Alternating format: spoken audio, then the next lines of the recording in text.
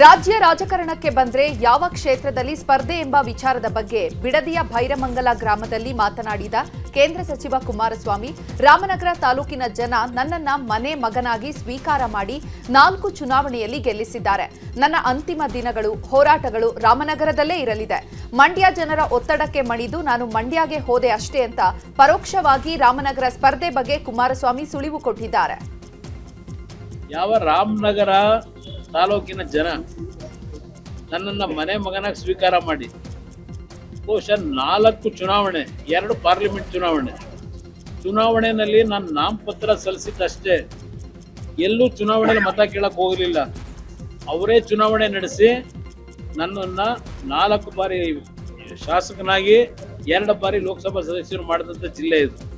ಈ ರಾಮನಗರ ತಾಲೂಕಿನ ಈ ಒಂದು ಜನತೆ ನನ್ನನ್ನು ಮನೆ ಮಗನಾಗಿ ಸ್ವೀಕಾರ ಮಾಡಿದ್ದಾರೆ. ನನ್ನ ಅಂತಿಮವಾದಂಥ ದಿನಗಳು ರಾಮನಗರವೇ. ಯಾವುದೇ ಕಾರಣಕ್ಕೂ ಜೆಡಿಎಸ್ ಅಧಿಕಾರಕ್ಕೆ ಬರಲ್ಲ ಅಂತ ಸಿಎಂ ಸಿದ್ದರಾಮಯ್ಯ ಹೇಳಿದ್ದಾರೆ. ಮೈಸೂರಲ್ಲಿ ಮಾತನಾಡಿದ ಅವರು ನಿನ್ನೆ ಹಾಸನದ ಜನತಾ ಸಮಾವೇಶದಲ್ಲಿ ರಾಜಕೀಯವಾಗಿ ಭಾಷಣ ಮಾಡಿದ್ದಾರಷ್ಟೇ. ಬಿಜೆಪಿ ಜೊತೆ ಸೇರಿರೋದ್ರಿಂದ ಅಧಿಕಾರಕ್ಕೆ ಬರಬಹುದು ಅಂದ್ಕೊಂಡಿದ್ದಾರೆ. ಆದರೆ ಬಿಜೆಪಿಗೆ ಬಹುಮತ ಬಂದ್ರೆ ಅವರು ಯಾಕೆ ಜೆಡಿಎಸ್ಗೆ ಅಧಿಕಾರ ಬಿಟ್ಕೊಡ್ತಾರೆ? ಬಿಜೆಪಿ ಜೆಡಿಎಸ್ ಇಬ್ಬರಿಗೂ ಬಹುಮತ ಬರಲ್ಲ. 2028ಕ್ಕೂ ನಮ್ಮದೇ ಅಧಿಕಾರ ಅಂತ ಹೇಳಿದ್ದಾರೆ. ಅಲ್ಲದೆ ರೇವಣ್ಣ ಬಂಧನದ ಬಗ್ಗೆಯೂ ಮಾತಾಡಿದ ಸಿಎಂ, ನಾವು ಯಾವತ್ತೂ ಯಾರ ಪ್ರಕರಣದಲ್ಲಿಯೂ ತಲೆ ಹಾಕಲ್ಲ. ಪೊಲೀಸರು ಕಾನೂನು ಕ್ರಮ ಕೈಗೊಂಡಿದ್ದಾರಷ್ಟೇ, ಸುಮ್ಮನೆ ಅವರು ಏನೇನೋ ಸುಳ್ಳು ಹೇಳ್ತಾರಷ್ಟೇ ಅಂತ ಹೇಳಿದ್ದಾರೆ. ಸರ್ಕಾರ ಅವರು ಯಾವ ಅರ್ಥದಲ್ಲಿ ಹೇಳ್ತಾರ ಗೊತ್ತಿಲ್ಲ ನನಗೆ. ಅವ್ರಿಗೆ ಹೆಂಗೆ ಅಧಿಕಾರ ಬರ್ತದೆ? 17 ಆಯ್ತಪ್ಪ, ಬಾಯಿನಲ್ಲಿ ಹೇಳಿದ್ರೆ ರಾಜಕೀಯ ಭಾಷಣ ಮಾಡ್ಬಿಟ್ಟು ತಕ್ಷಣ ಆಗುತ್ತ. ಬಿಜೆಪಿ ಅವ್ರು ಜಾಸ್ತಿ ಗೆದ್ರೆ ಬಿಟ್ಬಿಡ್ತಾರೆ ಇವ್ರಿಗೆ ಚೀಫ್ ಮಿನಿಸ್ಟರ್ ಆಗುತ್ತೆ. ಫಸ್ಟ್ ಆಫ್ ಆಲ್ ಬರೋದೇ ಇಲ್ಲ, ಯಾವ ಕಾರಣಕ್ಕೂ ಬರಲ್ಲ. ಬಿಜೆಪಿ ಹೆಂಗ್ ಗೆಲ್ತಾರೆ? 28ಕ್ಕೂ ನಾವೇ ಅಧಿಕಾರಕ್ಕೆ ಬರೋದು. ಇವ್ರು ಬರಕ್ ಸಾಧ್ಯನೇ ಇಲ್ಲ. ಬಿಜೆಪಿ ಮತ್ತೆ ಜೆಡಿಎಸ್ ಅಲಯನ್ಸ್ ಆದ್ರೂ ಬರಕ್ ಸಾಧ್ಯ. ರಾಜ್ಯದಲ್ಲಿ ಮುಂದೆ ಜೆಡಿಎಸ್ ಅಧಿಕಾರಕ್ಕೆ ಬರಲ್ಲ ಎಂಬ ಸಿಎಂ ಹೇಳಿಕೆ ವಿಚಾರದ ಬಗ್ಗೆ ಮಾತನಾಡಿದ ಕೇಂದ್ರ ಸಚಿವ ಕುಮಾರಸ್ವಾಮಿ, 2018ರಲ್ಲಿ ಸಿದ್ದರಾಮಯ್ಯ ಅವರ ಅಪ್ಪನಾಣೆ ಎಚ್ಡಿಕೆ ಸಿಎಂ ಆಗಲ್ಲ ಅಂದ್ರು. ಆಮೇಲೆ ನಮ್ಮ ಮನೆ ಬಾಗಿಲಿಗೆ ಬಂದ್ರು. ಈಗಲೂ ಅವರ ಹೇಳಿಕೆಯಿಂದ ನಾವು ನಮ್ಮ ನಿರೀಕ್ಷೆಯನ್ನು ಮುಟ್ಟುತ್ತೇವೆ. ಮುಂದೆ ಬಿಜೆಪಿ ಜೆಡಿಎಸ್ನ ಎನ್ಡಿಎ ಸರ್ಕಾರ ಬರುತ್ತೆ. ಯುವಕರು ಮುಂದಿನ ಸಿಎಂ ಕುಮಾರಣ್ಣ ಅಂತ ಘೋಷಣೆ ಕೂಗಿದ್ದಾರೆ. ಆದ್ರೆ ನನಗೆ ಸಿಎಂ ಆಗೋದು ಮುಖ್ಯ ಅಲ್ಲ, ಬದಲಾಗಿ ನಾಡಿನಲ್ಲಿ ಜನರ ಸರ್ಕಾರ ತರೋದು ಮುಖ್ಯ ಅಂತ ಹೇಳಿದ್ದಾರೆ. 18ರ ಮುಖ್ಯಮಂತ್ರಿ ಅವ್ರ ಅಪ್ಪನಾಣೆ ಆಗಲ್ಲ ಅಂದ್ರಲ್ಲ, ನಮ್ಮ ಮನೆ ಬಾಗಿಲಿಗೆ ಅವರೇ ಬಂದ್ರು. ಅಯ್ಯೋ ಇಲ್ಲಪ್ಪ ಬಾರಪ್ಪ ಮುಖ್ಯಮಂತ್ರಿ. ಮತ್ತು ಜೆಡಿಎಸ್ ನ ಮೈತ್ರಿ ಸರ್ಕಾರ, ಎನ್ಡಿಎ ಸರ್ಕಾರ ಇರುತ್ತೆ. ನಾನೀಗಾಗಲೇ 100 ಬಾರಿ ಹೇಳಿದ್ದೇನೆ, ಪ್ರತಿಯೊಂದು ಸಭೆಯಲ್ಲಿ ಹೇಳಿದ್ದೇನೆ, ನಾನು ಮುಖ್ಯಮಂತ್ರಿ ಆಗೋದು ನನಗೆ ಮುಖ್ಯ ಅಲ್ಲ. ಇವತ್ತು ಈ ರಾಜ್ಯದಲ್ಲಿ ನಿಜವಾದ ಜನತಾ ಸರ್ಕಾರ ಬರಬೇಕು. ಇವತ್ತು ನಾಡಿನ ಜನತೆ ಸಮಸ್ಯೆಗಳಿಗೆ ಪರಿಹಾರ ದೊರಕತಕ್ಕಂಥ ಸರ್ಕಾರ ತರಬೇಕು. ಇಂಥ ಒಂದು ಭ್ರಷ್ಟ ಗುಲಗೆಟ್ಟ ಸರ್ಕಾರ ಕಿತ್ತಾಗಬೇಕು ಅನ್ನೋದು ನನ್ನ ಹೋರಾಟ. 2028ಕ್ಕೆ ಮತ್ತೆ ಕಾಂಗ್ರೆಸ್ ಅಧಿಕಾರಕ್ಕೆ ಬರುತ್ತೆ ಎಂಬ ಸಿಎಂ ಹೇಳಿಕೆ ಬಗ್ಗೆ ಚಾಮರಾಜನಗರದಲ್ಲಿ ಮಾತನಾಡಿದ ಮಾಜಿ ಸಿಎಂ ಸದಾನಂದ ಗೌಡ, ಸಿದ್ದರಾಮಯ್ಯ ಅವರಿಗೆ ಆಗಾಗ ಹಗಲುಗನಸು ಬೀಳ್ತಾ ಇರುತ್ತೆ. ಅಪ್ಪಿತಪ್ಪಿ ಈ ಬಾರಿ ಸಿಎಂ ಆಗ್ಬಿಟ್ರು. 2.5 ವರ್ಷದಿಂದ ಇವರು ನಡೆಸಿದ ಭ್ರಷ್ಟಾಚಾರ ಹಾಗೂ ದುರಾಡಳಿತವನ್ನ ನನ್ನ ರಾಜಕೀಯ ಜೀವನದಲ್ಲೇ ನೋಡಿರಲಿಲ್ಲ ಅಂತ ವಾಗ್ದಾಳಿ ನಡೆಸಿದ್ದಾರೆ. ಸಿದ್ದರಾಮಯ್ಯರಿಗೆ ಹಗಲುಗನಸು ಆಗಾಗ ಬೀಳ್ತಾನೆ ಇರುತ್ತೆ, ಕಂಟಿನ್ಯೂಸ್. ಏನೋ ಅಪ್ಪಿತಪ್ಪಿ ಈ ಬಾರಿ ಆಗಿಬಿಟ್ರು. ಅವರು ನಡ್ಕೊಂಡಂಥ ರೀತಿ ನೀತಿಗಳು ಕಳೆದ 2.5 ವರ್ಷಗಳಿಂದ ಇಂಥ ಒಂದು ಭ್ರಷ್ಟ, ಇಂಥ ಒಂದು ದುರಾಡಳಿತ ನನ್ನ ರಾಜಕೀಯ ಜೀವನದಲ್ಲಿ ನಾನು ನೋಡಿಲ್ಲ. ಸ್ವಾತಂತ್ರ್ಯ ಬಂದ ಮೇಲೆ ಕರ್ನಾಟಕ ರಾಜ್ಯದಲ್ಲಿಯೂ ನಡೆದಿಲ್ಲ. ಇದು ಎಲ್ಲಿವರೆಗೆ ಅಂತ ಹೇಳಿದರೆ, ಒಂದು ರೀತಿ ಕೌರವನ ದುಶ್ಯಾಸನಲ್ಲಿ ಸೀರೆಯಲ್ಲಿ ಕಳಿಸ್ತಾರಲ್ಲ, ಆ ದುಶ್ಯಾಸನಿಗೆ ಪರವಾಗಿ ಕ್ಲಾಪ್ ಹೊಡೆಯುವಂಥ ಒಂದು ವ್ಯವಸ್ಥೆ ಸಿದ್ದರಾಮಯ್ಯದ್ದು ಆಗಿಬಿಟ್ಟಿದೆ. ಈಗ ಸಂವಿಧಾನಬದ್ಧವಾದಂಥ ಸ್ಥಾನ. ಅವರು ರಾಜ್ಯದ ಇತಿಹಾಸಗಳನ್ನು ಮತ್ತೊಂದರ ಬಗ್ಗೆ ಅವರು ಮಾತಾಡಬೇಕು.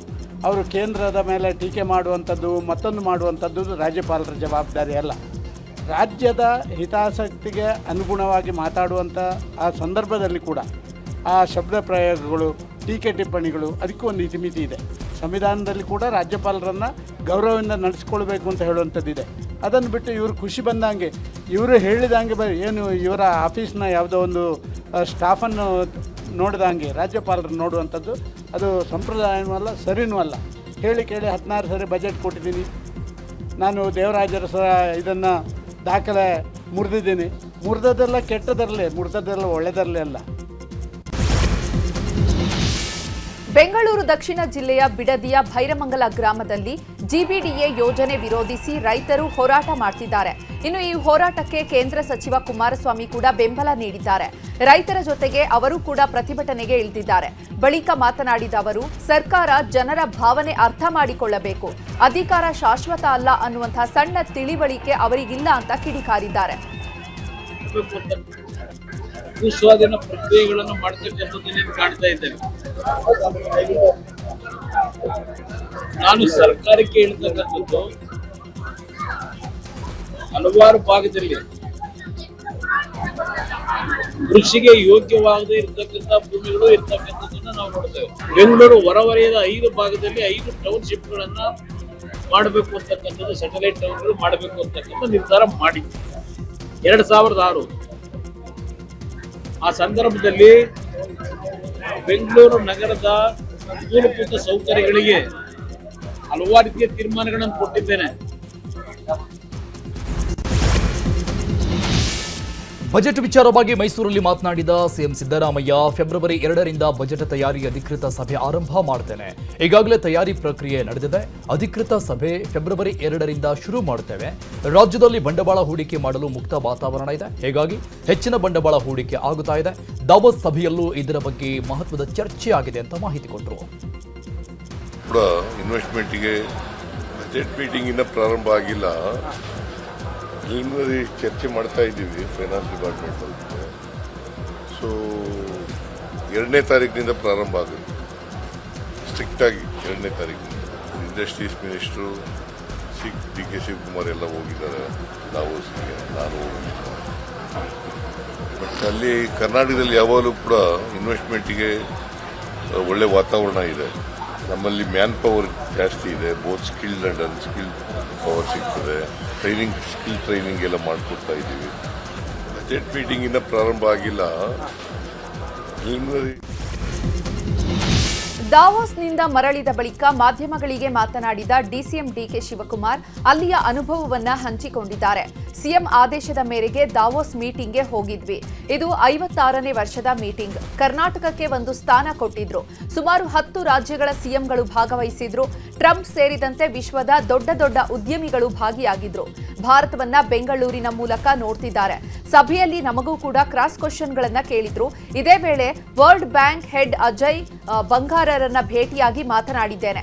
ಅವರು ಕರ್ನಾಟಕಕ್ಕೆ ಮತ್ತಷ್ಟು ಸಹಾಯ ಮಾಡುವ ಭರವಸೆ ನೀಡಿದ್ರು. ನಮ್ಮ ರಾಜ್ಯದವರು ಬಿಸಿನೆಸ್ ಪ್ಲಾನ್ ಬಗ್ಗೆ ಮಾಹಿತಿಯನ್ನ ಕೊಟ್ಟರು. ನಾನು ಕೂಡ ಪಾರ್ಕಿಂಗ್ ವ್ಯವಸ್ಥೆ ಬಗ್ಗೆ, ಬೆಂಗಳೂರು ವಿಚಾರದ ಬಗ್ಗೆ 11 ನಿಮಿಷ ಮಾತನಾಡಿದೆ. ಟನಲ್ ಮೆಷಿನ್ ಬಗ್ಗೆಯೂ ಕೂಡ ಚರ್ಚೆ ಮಾಡಿದ್ದೇವೆ. ರಾಜ್ಯಕ್ಕೆ ಇದೊಂದು ಒಳ್ಳೆ ಅನುಭವ ಅಂತ ಹೇಳಿದ್ದಾರೆ. ನಾವು ದಾವೋಸ್ನ ವರ್ಲ್ಡ್ ಎಕನಾಮಿಕ್ ಫೋರಮ್ಗೆ ಪಾರ್ಟಿಸಿಪೇಟ್ ಮಾಡಿದ್ದು. ನನಗಿದು ಮೊದಲನೇ ಅನುಭವ, ನನಗಿದೊಂದು ಹೊಸ ಅನುಭವ. ಇನ್ಕ್ಲೂಡಿಂಗ್ ಡೊನಾಲ್ಡ್ ಟ್ರಂಪ್ ಇಂದ ಹಿಡಿದು ಎಲ್ಲ ದೊಡ್ಡ ದೊಡ್ಡ ಬಿಸ್ನೆಸ್ ಮೆನ್ಗಳು, ಪ್ರಪಂಚದ ಎಲ್ಲ ಬಿಸ್ನೆಸ್ ಮೆನ್ಗಳು, ಎಲಾನ್ ಮಾಸ್ಕ್ ಇಂದ ಹಿಡಿದು ಮುಂದಕ್ಕೆ ಅರ್ಬನೈಸೇಷನ್ ಈ ರಾಜ್ಯದಲ್ಲಿ ಯಾವ ರೀತಿ 2047ಕ್ಕೆ ಅಂದರೆ 20-25 ವರ್ಷಕ್ಕೆ ಕರ್ನಾಟಕ ರಾಜ್ಯ ಮತ್ತು ಭಾರತದಲ್ಲಿ ಯಾವ ರೀತಿ ಜನ ನಗರಗಳಿಗೆ ಬರ್ತಾರೆ, ಆ ನಗರಗಳಿಗೆ ಏನು ವ್ಯವಸ್ಥೆ ಮಾಡಿಕೊಡ್ತೀರಿ, ಇದು ದೊಡ್ಡ ಚಾಲೆಂಜಸ್ಸು ಅವ್ರಿಗೆಲ್ಲ ಕೂಡ ಇತ್ತು. ನನಗೂ ಕೂಡ ಕೆಲವು ನಿಮಿಷಗಳ ಕಾಲ ಮಾತಾಡಲಿಕ್ಕೆ ಅವಕಾಶ ಕೊಟ್ಟಿದ್ರು. ಕ್ರಾಸ್ ಕ್ವಶನ್ಸ್ ಕೂಡ ಎಲ್ಲ ಹಾಕಿದ್ರು. ವರ್ಲ್ಡ್ ಬ್ಯಾಂಕು ಹೆಡ್ ಕೂಡ ಅವರು ನಮ್ಮ ರಾಜ್ಯ ದೇಶದವರು, ಅವರು ಅಜಯ್ ಬಂಗ, ಅವನು ಕೂಡ ಭೇಟಿ ಮಾಡೋಂಥ ಒಂದು ಅವಕಾಶ ಇತ್ತು. ಅವರು ಕೂಡ ನಾನು ಮಾತಾಡಿದೆ. ಅವರು ಕೂಡ ಈಗಾಗಲೇ ನಮ್ಮ ಕರ್ನಾಟಕಕ್ಕೆ ಬೇಕಾದ ಸಹಾಯ ಮಾಡ್ತಾ ಇದ್ದಾರೆ. ಮುಂದಕ್ಕೂ ಕೂಡ ಮಾಡ್ತೀನಿ ಕರ್ನಾಟಕದ ಬಗ್ಗೆ ಅಂಥೇಳಿ ಅವರು ಭಾಳ ಮಾಡಿದ್ರು. ಕುರ್ಚಿ ಕಿತ್ತಾಟದಲ್ಲಿ ಕಾಂಗ್ರೆಸ್ ಆಡಳಿತವನ್ನೇ ಮರೆತಿದೆ ಅಂತ ಬಿಜೆಪಿ ರಾಜ್ಯಾಧ್ಯಕ್ಷ ವಿಜೇಂದ್ರ ಆರೋಪ ಮಾಡಿದ್ದಾರೆ. ದಾವೋಸ್ಗೆ ಸಿಎಂ ಸಿದ್ದರಾಮಯ್ಯ ಅವರೇ ಹೋಗಬೇಕಾಗಿತ್ತು. ಬಂಡವಾಳ ಹೂಡಿಕೆದಾರರನ್ನ ಆಕರ್ಷಿಸುವ ಕೆಲಸ ಮಾಡಬೇಕಾಗಿತ್ತು. ಬೇರೆ ಬೇರೆ ರಾಜ್ಯದ ಸಿಎಂಗಳೇ ದಾವೋಸ್ಗೆ ತೆರಳಿದ್ರು. ಆದರೆ ಸಿದ್ದರಾಮಯ್ಯ ಇಲ್ಲಿ ರಾಜಕಾರಣ ಮಾಡ್ತಾ ಇದ್ದಾರೆ. ಈಗ ಕೇವಲ ಸಿಎಂ ಕುರ್ಚಿ ಖಾಲಿಗಾಗಿ ರಾಜ್ಯದಲ್ಲಿ ಚರ್ಚೆ ಆಗ್ತಾ ಇದೆ ಅಂತ ಹೇಳಿದ್ದಾರೆ. ರಾಜ್ಯಕ್ಕೆ ಮಾಡ್ತಾ ದಾವೋಸ್ ನಲ್ಲಿ ವರ್ಲ್ಡ್ ಎಕನಾಮಿಕ್ ಫೋರಂ ಬೇರೆ ಬೇರೆ ದೇಶಗಳು ಕೂಡ ಅಲ್ಲಿ ರೆಪ್ರೆಸೆಂಟ್ ಮಾಡ್ತಾ ಇದೆ. ನಮ್ಮ ದೇಶದ ಬೇರೆ ಬೇರೆ ರಾಜ್ಯದ ಮುಖ್ಯಮಂತ್ರಿಗಳು ಸಹ ದಾವೋಸ್ಗೆ ಹೋಗಿ ಬಂಡವಾಳಶಾಹಿಗಳನ್ನ ಅಟ್ರಾಕ್ಟ್ ಮಾಡ್ತಕ್ಕಂಥ ನಮ್ಮ ರಾಜ್ಯಕ್ಕೆ ತರುವಂಥ ಕೆಲಸವನ್ನ ಬೇರೆ ಬೇರೆ ರಾಜ್ಯಗಳು ಕೂಡ ಮಾಡ್ತಾ ಇದ್ದಾರೆ. ಆದರೆ ಒಬ್ಬ ಅನುಭವಿ ಮುಖ್ಯಮಂತ್ರಿಗಳು ಅನ್ಸ್ಕೊಂಡಿರ್ತಕ್ಕಂಥ ಸಿದ್ದರಾಮಯ್ಯನವರು ಅದಕ್ಕೆ ಹೋಗ್ದೇನೆ ಇವತ್ತು ಇಲ್ಲೇ ರಾಜಕಾರಣ ಮಾಡ್ಕೊಂಡು ಕೂತಿರ್ತಕ್ಕಂಥದ್ದು ಇದು ರಾಜ್ಯಕ್ಕೆ ಮಾಡ್ತಾ ಇರ್ತಕ್ಕಂಥ ಅನ್ಯಾಯ, ರಾಜ್ಯದಲ್ಲಿರ್ತಕ್ಕಂಥ ಯುವ ಜನತೆಗೆ ಮಾಡ್ತಾ ಇರ್ತಕ್ಕಂಥ ಅನ್ಯಾಯ. ಇವತ್ತು DK ಶಿವಕುಮಾರ್ ಅವರು ಕೂಡ ಕ್ಯಾನ್ಸಲ್ ಮಾಡ್ಕೊಂಡಿದ್ರು, ಆಮೇಲೆ ಯಾಕೋ ದೇವ್ರ ಬುದ್ಧಿ ಕೊಟ್ಟು ಹೋಗಿದ್ದಾರೆ. ಆದರೆ ರಾಜ್ಯದ ಮುಖ್ಯಮಂತ್ರಿಗಳು ಹೋಗಿ ರೆಪ್ರೆಸೆಂಟ್ ಮಾಡಬೇಕಾಗಿತ್ತು, ಅದನ್ನು ಕೂಡ ಮಾಡೋದಕ್ಕೆ ಸಾಧ್ಯ ಆಗಿದೆ. ಅಧಿವೇಶನದಲ್ಲಿ ರಾಜ್ಯಪಾಲರು ನಡೆದುಕೊಂಡ ವಿಚಾರದ ಬಗ್ಗೆ ಮೈಸೂರಿನಲ್ಲಿ ಮಾತನಾಡಿದ ಸಿಎಂ ಸಿದ್ದರಾಮಯ್ಯ, ರಾಜ್ಯಪಾಲರು ರಾಷ್ಟ್ರಪತಿಗಳಿಗೆ ನಡೆದ ಘಟನೆಯ ವಿವರವನ್ನ ಕೊಟ್ಟಿದ್ದಾರೆ. ನಾಳೆ ಗಣರಾಜ್ಯೋತ್ಸವದಲ್ಲೂ ಕೂಡ ರಾಜ್ಯಪಾಲರು ಭಾಷಣ ಮಾಡಬೇಕಿದೆ. ನಾವು ಬರೆದುಕೊಟ್ಟ ಭಾಷಣವನ್ನ ರಾಜ್ಯಪಾಲರು ಗಣರಾಜ್ಯೋತ್ಸವದ ಭಾಷಣದಲ್ಲಿ ಓದಬೇಕು ಎಂಬ ನಿಯಮ ಇಲ್ಲ. ಅವರೂ ಕೂಡ ಕೆಲ ಬದಲಾವಣೆಯನ್ನ ಮಾಡಿಕೊಳ್ಳಬಹುದು. ನಾಳೆ ರಾಜ್ಯಪಾಲರು ಏನು ಮಾಡುತ್ತಾರೋ ಗೊತ್ತಿಲ್ಲ. ಜಂಟಿ ಸದನದ ಅಧಿವೇಶನದಲ್ಲಿ ಮಾತ್ರ ಸರ್ಕಾರ ಬರೆದುಕೊಟ್ಟಿದ್ದನ್ನೇ ಓದಬೇಕು ಅನ್ನುವಂತಹ ನಿಯಮ ಇದೆ ಅಂತ ಹೇಳಿದ್ದಾರೆ. ಇನ್ನು ಇದೇ ವಿಚಾರವಾಗಿ ಸಚಿವ ಎಂಬಿ ಪಾಟೀಲ್ ಪ್ರಿಯಾಂಕ್ ಖರ್ಗೆ ಕೂಡ ಪ್ರತಿಕ್ರಿಯಿಸಿದ್ದಾರೆ. ತಿಳಿಸಿದ್ದಾರೆ ಅಷ್ಟೇ, ಏನ್ ನಡೀತು ಅಂತ ತಿಳಿಸಿದ್ದಾರೆ. ಬಟ್ ರಾಜ್ಯಪಾಲರು ಈಗ 176 of the Indian Constitution, 163 of the Indian Constitution says shall address. ತಮ್ಗೆ ಗೊತ್ತಿದೆ, ಗವರ್ನರ್ ಅಡ್ರೆಸ್ ಫಸ್ಟ್ ಹೊಸ ವರ್ಷದಲ್ಲಿ ಪ್ರಥಮ ಏನು ಅಧಿವೇಶನ ಆಗುತ್ತೆ, ಅದಕ್ಕೆ ಗವರ್ನರ್ ಅಡ್ರೆಸ್ ಇರಬೇಕಾಗ್ತದೆ. Governor is the voice of the government ಇವತ್ತಿನ ದಿವಸ ಏನು ನಾವು ಅವ್ರಿಗೆ ಎದುರು ಕೊಡ್ತೀವಿ ಅದನ್ನು ಓದ್ತಾರೆ. ಹಿಂದೆಲ್ಲ ಓದಿಲ್ವಾರು, ಇದೇ ಗವರ್ನರ್ ಓದಿದಾರಲ್ಲ. ಈಗ ಯಾಕೆ ಇವತ್ತು ನಮಗೆ ಇಲ್ಲಿ ಮತ್ತೆ ಪುನರ್ ಸ್ಥಾಪಿಸಬೇಕಾದ್ರೆ ಮಹಾತ್ಮ ಗಾಂಧಿ ರೋಜ್ಗಾರ್ ಅನ್ನೋದು ಜನರ ಹಕ್ಕು. ಇವತ್ತಿನ ದಿವಸ ಗವರ್ನರ್ ಏನು ಅವ್ರಿಗೆ ಗವರ್ನರ್ಗೆ ಏನಾದ್ರು ಕೇಂದ್ರ ಸರ್ಕಾರ ಏಜೆಂಟ್, ಅವರು ಈಸ್ ಇಂಡಿಪೆಂಡೆಂಟ್. ರಾಜ್ಯದ ಇದನ್ನು ಓದಬೇಕಾಗಿತ್ತು, ಅದಕ್ಕೆ ನೀವು ಓದಬೇಕು. ರಾಜ್ಯಪಾಲರ ನಡೆ ಬಹಳ ಸ್ಪಷ್ಟವಾಗಿ ಕೇಂದ್ರ ಸರ್ಕಾರದಿಂದ ಬಂದಿರುವಂಥ ನಿರ್ದೇಶನದ ಮೇಲೆ ನಡೆದಿದೆ ಅಂತ ಎದ್ದು ಕಾಣುತ್ತೆ. ಒಂದು ವೇಳೆ ಈಗ 37 ಸೆಕೆಂಡು ಅಷ್ಟೇ ಮಾತಾಡಿದವರು, 37 ಸೆಕೆಂಡ್ನಲ್ಲಿ ಕನ್ನಡಿಗರಿಗೆ ಅವಮಾನ ಮಾಡಿದ್ರು, ಕನ್ನಡಿಗರ ಸಾಮರ್ಥ್ಯವನ್ನು ಅವಮಾನ ಮಾಡಿದ್ರು. ನಮ್ಮ ಜಂಟಿ ವಿಧಾನಸಭೆ ಏನು ನಡೀತಾ ಇತ್ತು ಅದಕ್ಕೆ ಅವಮಾನ ಮಾಡಿದ್ರು. ಮತ್ತು ವಿಶೇಷವಾಗಿ ರಾಷ್ಟ್ರಗೀತೆಯನ್ನು ಅವಮಾನ ಮಾಡಿದ್ರು. ಏನು ಅವಸರ ಆಯ್ತಪ್ಪ ಹೋಗಕ್ಕೆ? ದ್ವೇಷ ಭಾಷಣ ಕಾಯ್ದೆ ಜಾರಿಗೆ ಮುನ್ನವೇ ಬಿಜೆಪಿ ಮುಖಂಡ ವಿಕಾಸ್ ಪುತ್ತೂರಿಗೆ ನೋಟಿಸ್ ಕೊಡಲಾಗಿದೆ. ಈ ಕುರಿತು ಮಾತನಾಡಿರುವ ವಿಕಾಸ್ ಪುತ್ತೂರ್, ಇದು ಕಾಂಗ್ರೆಸ್ ಸರ್ಕಾರದಿಂದ ಬಹುಸಂಖ್ಯಾತ ಹಿಂದೂಗಳ ಧ್ವನಿ ದಮನ ಮಾಡುವ ನೀತಿ, ಪೊಲೀಸ್ ಇಲಾಖೆಯನ್ನ ಬಳಸಿಕೊಂಡು ಸರ್ಕಾರ ಈ ರೀತಿ ತಂತ್ರ ಮಾಡ್ತಾ ಇದೆ. ಇದು ಅಸಂವಿಧಾನಿಕ ಕ್ರಮ, ಕಾನೂನು ಬಾಹಿರವಾಗಿ ನನಗೆ ನೋಟಿಸ್ ಕೊಟ್ಟಿದ್ದಾರೆ. ಸರ್ಕಾರದ ಕ್ರಮ ಖಂಡಿಸಿ ಹೋರಾಟ ಮಾಡುತ್ತೀವಿ ಅಂತ ಹೇಳಿದ್ದಾರೆ. ದ್ವೇಷ ಭಾಷಣ ಕಾಯ್ದೆಯಡಿ ವಿಕಾಸ್ ಪುತ್ತೂರು ನೋಟಿಸ್ ವಿಚಾರದ ಬಗ್ಗೆ ಕಲಬುರಗಿಯಲ್ಲಿ ಮಾತನಾಡಿದ ಸಚಿವ ಪ್ರಿಯಾಂಕ್ ಖರ್ಗೆ, ಅದರ ಬಗ್ಗೆ ನನಗೆ ಮಾಹಿತಿ ಇಲ್ಲ. ಆದರೆ ಬಿಜೆಪಿಯವರು ಯಾಕೆ ದ್ವೇಷ ಭಾಷಣ ಮಾಡ್ತಾರೆ? ಅವರಿಗೆ ಕಾಂಗ್ರೆಸ್, ಮುಸ್ಲಿಂ ಸೇರಿದಂತೆ 4 ಪದಗಳು ಬಿಟ್ಟು ಬೇರೆ ಮಾತನಾಡೋದಕ್ಕೆ ಬರೋದಿಲ್ಲ. BNS ಕಾಯ್ದೆಯಲ್ಲೂ ಕೂಡ ದ್ವೇಷ ಭಾಷಣ ಇದೆ, ಅದರಡಿ ಪೊಲೀಸರು ನೋಟಿಸ್ ನೀಡಿರಬೇಕು ಅಂದಿದ್ದಾರೆ. ಇನ್ನು ಇದೇ ವಿಚಾರವಾಗಿ ಸಚಿವ ಮಧು ಬಂಗಾರಪ್ಪ ಕೂಡ ಪ್ರತಿಕ್ರಿಯಿಸಿದ್ದಾರೆ.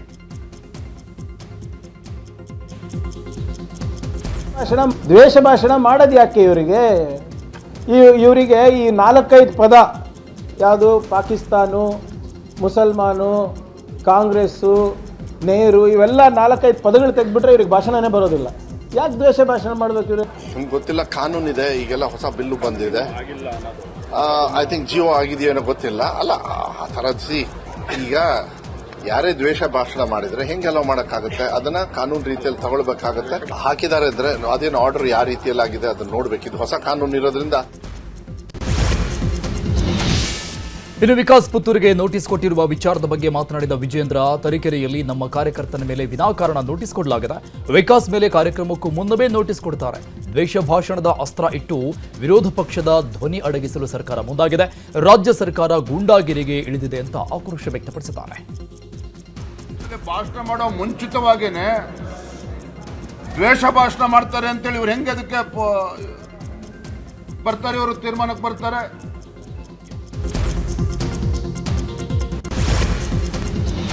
ಮಾಡೆಲ್ ಹೌಸ್ಗೆ ಬೆಂಕಿ ಹಚ್ಚಿದ ಪ್ರಕರಣಕ್ಕೆ ಸಂಬಂಧಪಟ್ಟಂತೆ ಬಳ್ಳಾರಿಯಲ್ಲಿ ಮಾತನಾಡಿದ ಮಾಜಿ ಸಚಿವ ಜನಾರ್ದನ ರೆಡ್ಡಿ, ಉದ್ದೇಶಪೂರ್ವಕವಾಗಿ ಬೆಂಕಿ ಹಚ್ಚಲಾಗಿದೆ.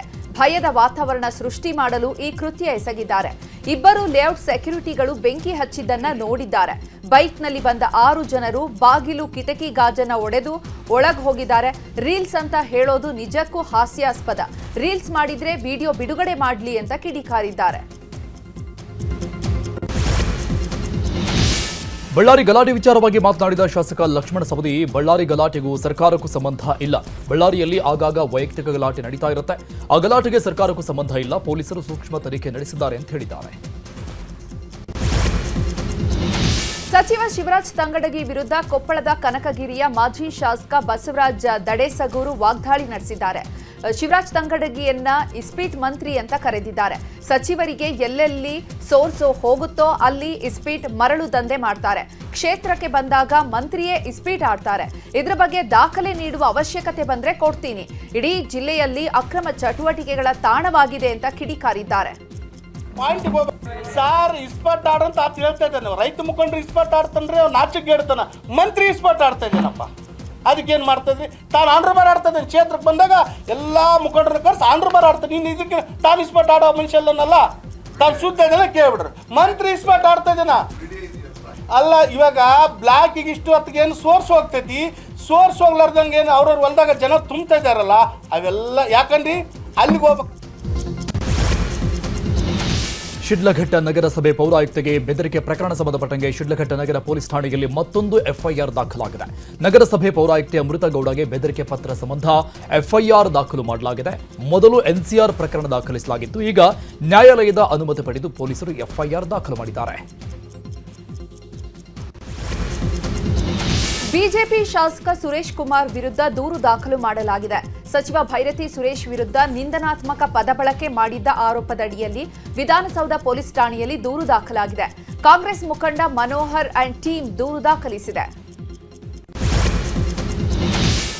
ಹಿಂದೂ ಮುಖಂಡ ಶರಣ್ ಪಂಪ್ವೆಲ್ಗೆ ಹಾಸನ ಜಿಲ್ಲೆ ಪ್ರವೇಶಕ್ಕೆ ನಿರ್ಬಂಧ ವಿಧಿಸಲಾಗಿದೆ.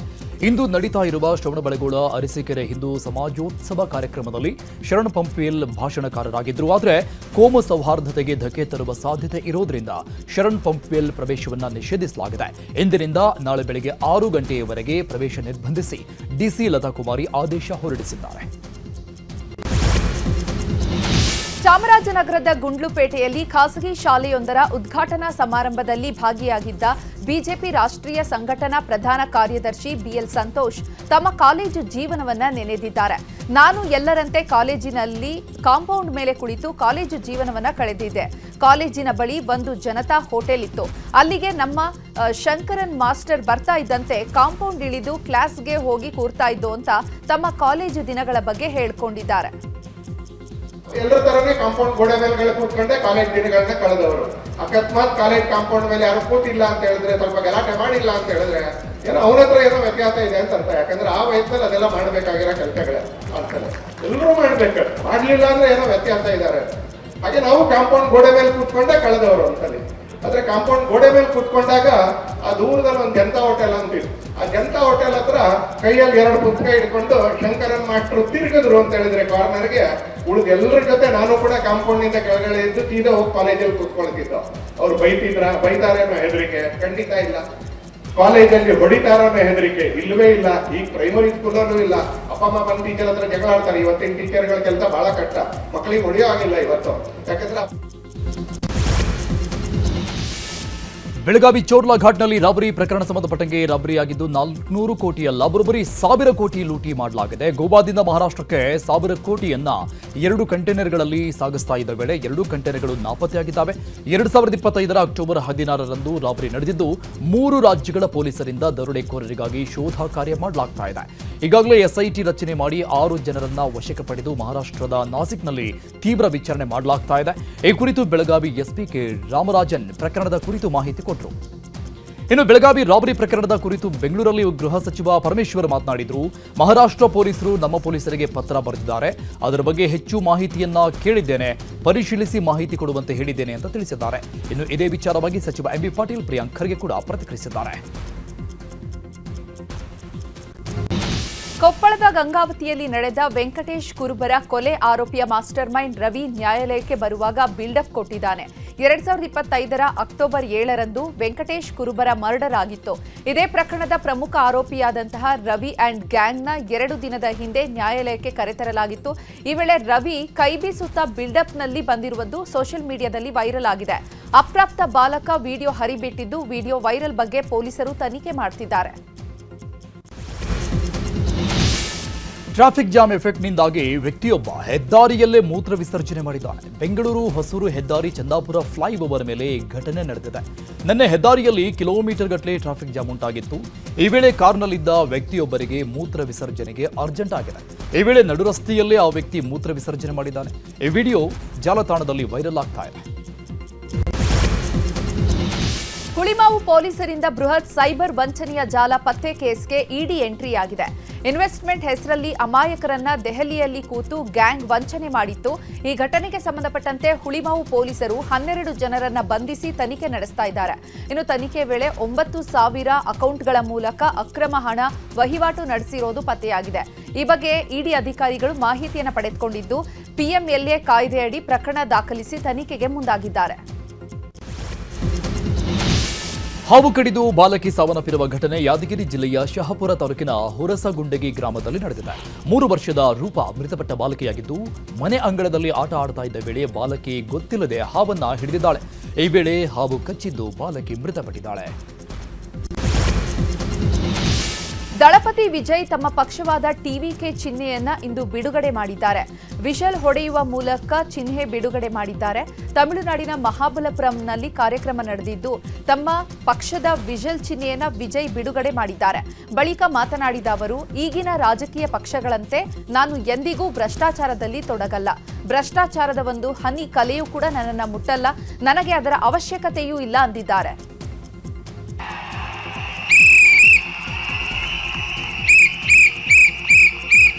அரசியலுக்கு வந்ததுக்கு அப்புறமும் சரி, ஆட்சி அதிகாரத்துக்கு வந்ததுக்கு அப்புறமும் சரி, ஒன்னே ஒன்று சொல்றேன், எழுதி வச்சுக்கோங்க. இதுக்கு முன்னாடி இருந்தவங்க மாதிரியோ இல்லை இப்போ இருக்கிறவங்க மாதிரியோ ஊழல் செய்யவே மாட்டான். ஒரு பைசா தொட மாட்டான். எனக்கு அது அவசியமே இல்லை. புரிஞ்சுங்களா உங்களுக்கு? எனக்கு அதை ಇನ್ನು ಈ ಬಾರಿಯ ಗಣರಾಜ್ಯೋತ್ಸವದ ಪರೇಡ್ನಲ್ಲಿ ಕರ್ನಾಟಕಕ್ಕೆ ಅನ್ಯಾಯ ಆಗಿದೆ. ಗಣರಾಜ್ಯೋತ್ಸವ ಪರೇಡ್ನಲ್ಲಿ ಕರ್ನಾಟಕ ಸ್ತಬ್ಧಚಿತ್ರಕ್ಕೆ ಅವಕಾಶ ಕೊಟ್ಟಿಲ್ಲ. ಈ ಬಗ್ಗೆ ಸಿಎಂ ಸಿದ್ದರಾಮಯ್ಯ ಮೈಸೂರಲ್ಲಿ ಮಾತನಾಡಿದರು. ಕೇಂದ್ರ ಸರ್ಕಾರದ ಜೊತೆಗೆ ನಿರಂತರ ಪತ್ರ ವ್ಯವಹಾರ ಮಾಡಲಾಗ್ತಾ ಇದೆ. ಯಾವ ಕಾರಣಕ್ಕೆ ಕರ್ನಾಟಕ ಸ್ತಬ್ಧಚಿತ್ರ ನಿರಾಕರಣೆ ಮಾಡಿದ್ದಾರೆ ಗೊತ್ತಿಲ್ಲ ಅಂತ ಹೇಳಿದ್ದಾರೆ. ನಾಳೆ ಗಣರಾಜ್ಯೋತ್ಸವದ ಹಿನ್ನೆಲೆ ದೆಹಲಿಯ ಕರ್ತವ್ಯ ಪಥದಲ್ಲಿ ಭಾರೀ ಭದ್ರತೆ ಒದಗಿಸಲಾಗಿದೆ. ಇತ್ತೀಚೆಗೆ ನಡೆದಂತಹ ಬಾಂಬ್ ಬ್ಲಾಸ್ಟ್ ಪ್ರಕರಣದ ಬಳಿಕ ಎಚ್ಚೆತ್ತುಕೊಂಡಿರುವಂತಹ ಪೊಲೀಸ್ ಇಲಾಖೆ ಕರ್ತವ್ಯ ಪಥದಲ್ಲಿ ಭಾರೀ ಭದ್ರತೆ ನೀಡಿದ್ದು ಪ್ರತಿಯೊಬ್ಬರನ್ನ ಪರಿಶೀಲನೆ ನಡೆಸಿ ಒಳಗೆ ಬಿಡಲಾಗ್ತಾ ಇದೆ. ಜಮ್ಮು ಮತ್ತು ಕಾಶ್ಮೀರದಲ್ಲಿ ರಜೌರಿಯಲ್ಲಿ ಭಾರೀ ಹಿಮಪಾತವಾಗ್ತಾ ಇದ್ದು ನಗರದ ಪ್ರಮುಖ ರಸ್ತೆಗಳು ಹಿಮದಿಂದ ಮುಚ್ಚಿ ಹೋಗಿದ್ದಾವೆ. ಭಾರೀ ಹಿಮಪಾತದಿಂದಾಗಿ ರಸ್ತೆಗಳು ಬಂದಾಗಿದ್ದು ಪೊಲೀಸರು ದಿನದ 24 ಗಂಟೆಯೂ ಹಿಮ ತೆರವು ಕಾರ್ಯಾಚರಣೆಯಲ್ಲಿ ಭಾಗಿಯಾಗಿದ್ದಾರೆ. ಕನ್ನಡದ ಜ್ಞಾನ ದಾಸೋಹಿ ಅಂಕೇಗೌಡರಿಗೆ ಸೇರಿದಂತೆ ದಾವಣಗೆರೆಯ ವೈದ್ಯ ಸುರೇಶ್ ಹಗನವಾಡಿ ಮತ್ತು ಬೆಂಗಳೂರಿನ ಸಮಾಜ ಸೇವಕಿ ಎಸ್ಜಿ ಸುಶೀಲಮ್ಮಗೆ ಪದ್ಮ ಪ್ರಶಸ್ತಿ ಘೋಷಣೆಯಾಗಿದೆ. ಈ ಮೂಲಕ ದೇಶದಾದ್ಯಂತ ಒಟ್ಟು 45 ಮಂದಿಗೆ ಪದ್ಮಶ್ರೀ ಪ್ರಶಸ್ತಿ ಘೋಷಣೆ ಮಾಡಲಾಗಿದೆ. ಅಂಕೇಗೌಡರು ಸಾಹಿತ್ಯ ಹಾಗೂ ಶಿಕ್ಷಣ ಕ್ಷೇತ್ರದ ಸಾಧನೆಗಾಗಿ ಪದ್ಮಶ್ರೀ ಪ್ರಶಸ್ತಿಯನ್ನು ಪಡೆದಿದ್ದಾರೆ. ಇನ್ನು ದಾವಣಗೆರೆಯ ವೈದ್ಯಕೀಯ ಕಾಲೇಜಿನಲ್ಲಿ ಪ್ರಾಧ್ಯಾಪಕರಾಗಿರುವಂತಹ ಸುರೇಶ್ ಹನಗವಾಡಿ ಅವರು ದುಬಾರಿ ವೆಚ್ಚದ ಹಿಮೋಫಿಲಿಯಾ ಚಿಕಿತ್ಸೆಗೆ ಸರ್ಕಾರದಿಂದ ಉಚಿತವಾಗಿ ದೇಶದಾದ್ಯಂತ ದೊರಕಲು ಕಾರಣಕರ್ತರಾಗಿದ್ರು. ಅವರಿಗೆ ಪದ್ಮಶ್ರೀ ಪ್ರಶಸ್ತಿ ಘೋಷಿಸಲಾಗಿದೆ. ಇನ್ನು ಸಮಾಜ ಸೇವಕಿಯಾಗಿ ಹಲವು ಕೆಲಸ ಮಾಡಿರುವಂತಹ ಎಸ್ಜಿ ಸುಶೀಲಮ್ಮಗೂ ಕೂಡ ಪದ್ಮಶ್ರೀ ಪ್ರಶಸ್ತಿ ಘೋಷಣೆ ಮಾಡಲಾಗಿದೆ.